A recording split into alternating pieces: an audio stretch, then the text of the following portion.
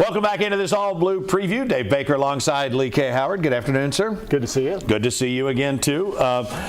Busy weekend that we're heading into. Tonight is the big, it's like opening up the fire hydrant, right, for all the district finals and everything. And then we got huge game with UK again tomorrow as they take on Arkansas. And, of course, people still talking about not only that game the other night, that win at Mississippi State, but all of the individual performances that made it happen. You know, it's really cool to see Reed Sheppard have the moment that he had. You know, we'd seen Justin just the game before, I believe, have his 28-point game. Antonio's had some games. Vonamir's had a game.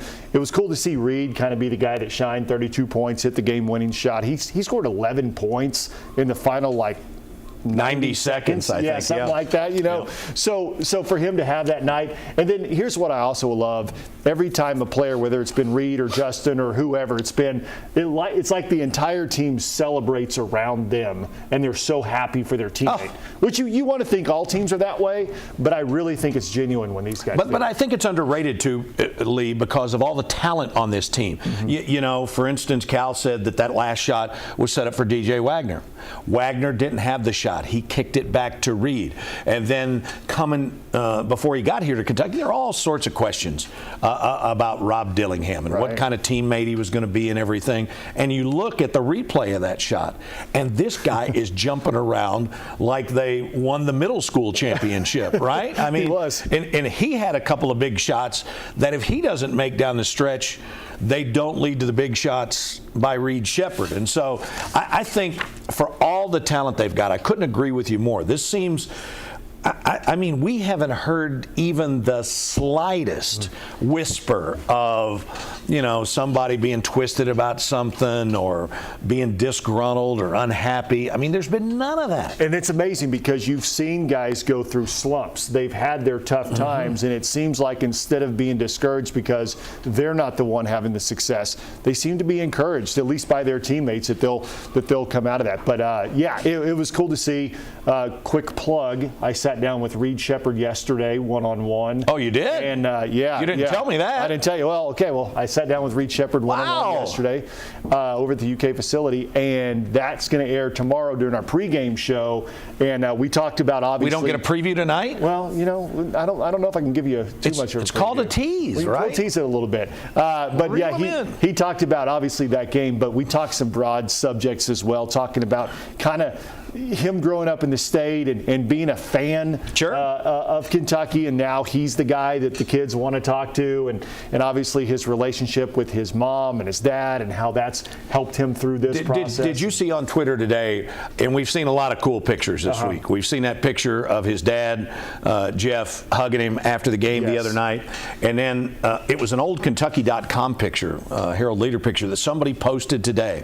It was in that game, Bailey, I think, what was it, the Villains and whomever. Okay, so Reed's there, So Reed is there, Jeff is there, and Cal is shaking his hand. Right. And he looks like he's what, 5, 6? Well, let's see, that was 13 years ago. That was October the 24th, 2011.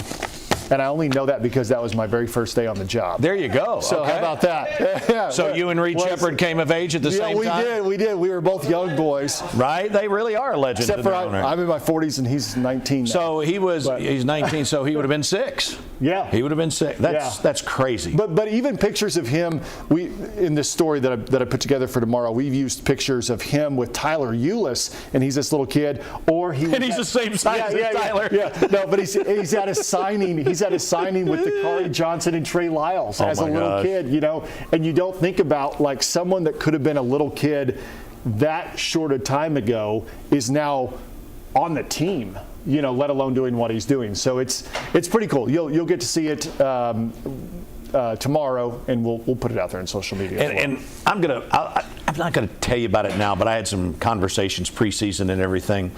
I mean, you know, you understand what it's like as a parent. You want the best for your kids, but you know they have some success or something, and usually our first instinct is to pump the brakes a little bit, right? Right. But man, this whole thing. I mean, did he have any pizza there? Did he have any of his sponsored NIL stuff there? No, unfortunately, because I would have eaten. But no. I mean, right? I mean, did we get a discount or something because of him? But I mean, it's just crazy. I'm going to say conservatively. he's got to be over $500,000 in NIL stuff. I mean, I don't know a number, but that would make sense. When you see him, I think so. You don't think so, Bailey? Yeah. Bailey's going to sponsor him in a weather NIL right, deal over right, there. right. He's going to come in and do some weather forecasts. The NIL he would get from Bailey would be nil. Yeah. not name, image, and likeness, but nil. $5 and you could do this forecast for me. Oh my gosh. Okay, so just a great. How did we get there? Yeah. Great effort. I guess the big question for the Cats. Cal talked about a trap game, and I get all that. I'm going to talk about Arkansas in a second, but you see if you can get Trey Mitchell back and get that rotation going. And dude, you get him back, and boy, he's a really versatile guy. Yeah, and we've talked about this, but all four, I consider it four big guys. You can throw Adu in there as well. He's their toughest guy. But when you think about Agana, Vicic, obviously Trey, and Aaron Bradshaw. Yep. I think they all kind of offer something different. They do. And I think they've missed a little bit of what Trey offers as far as another guy who can really spread the floor. And he's so smart. They usually put him right in the middle of that zone, and he facilitates. Play it right through it. Yeah, and he did a lot of that in the first Arkansas game. Mm-hmm. So Cal said on his radio show the other night that he wasn't sure if Trey was going to play or not, but he didn't close the door completely. He said he needed a couple good practices. Right. So it sounded encouraging, and you've got to think, here we are, 2 weeks away from the SEC tournament.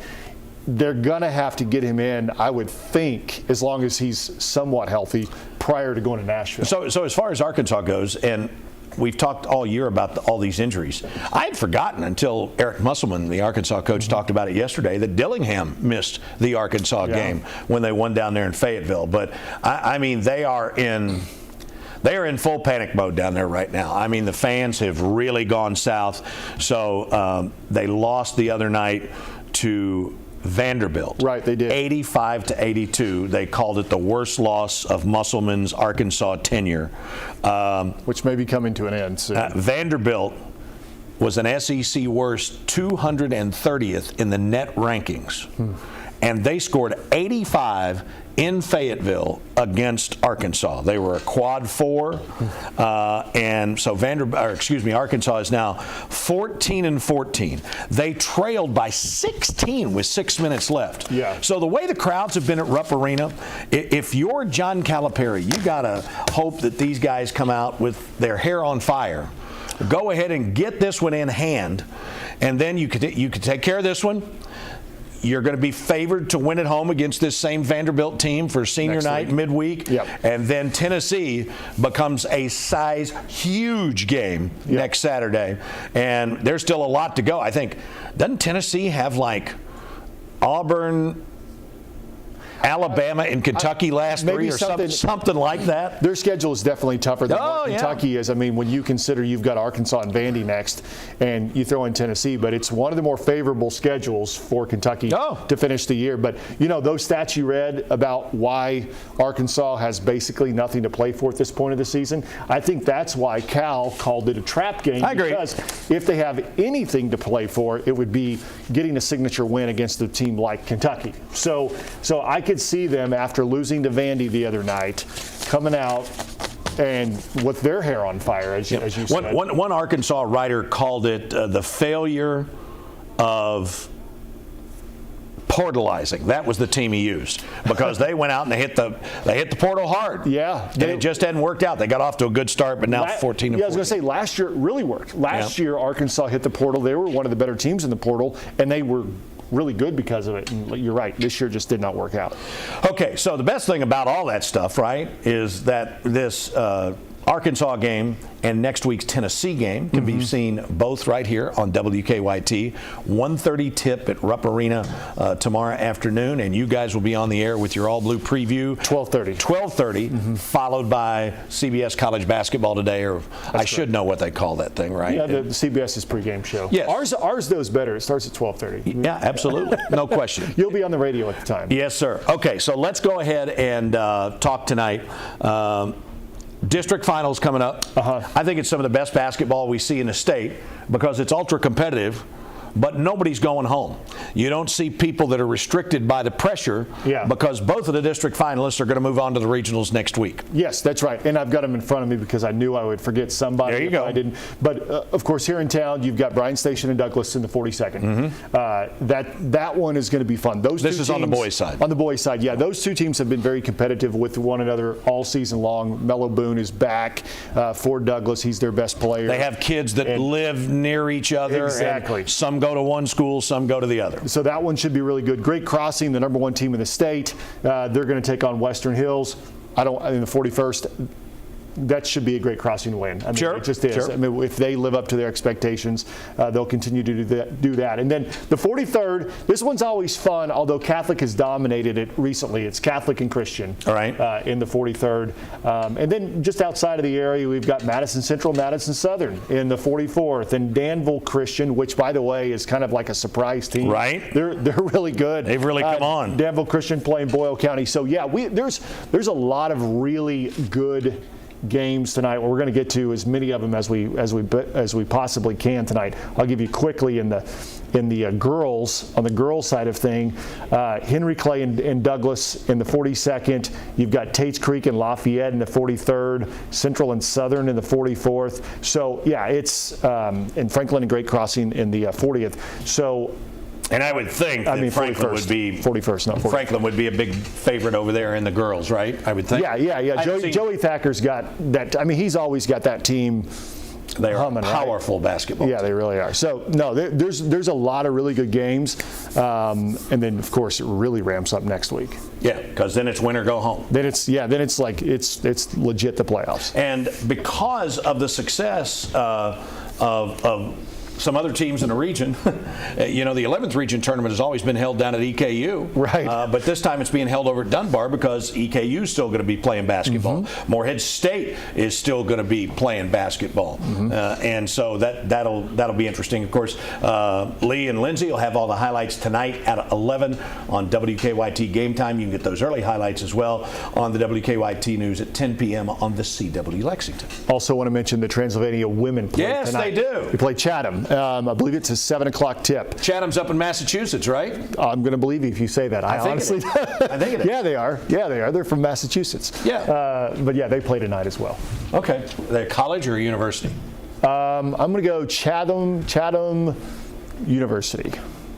I know there's two H's. I had to spell it. There's two H's? Chatham. Chatham. Chatham. See, this is also an educational program. Chata. No, Chatham. Chatham, yeah. Chatham. By golly, Chatham University in Pittsburgh. Man. But there is a Chatham in Massachusetts. Okay. Well, One of I our believe guys you. here used to be there. Yeah, he just lives back up there now. Okay. All right. We're going to go ahead and get to work as we look at the old clock on the wall, as they used to say in the business back before Lee was born. But we've got a complete preview of the Cats in Arkansas coming up throughout the night on WKYT News at 5:30, 6 and 6:30. And then, of course, Lee will be back with all the action from those games tonight with Lindsay on WKYT Game Time. Sounds good. Thanks for being with us again. Thank you for joining us as well. And we'll see you next time on another edition of our All Blue Preview.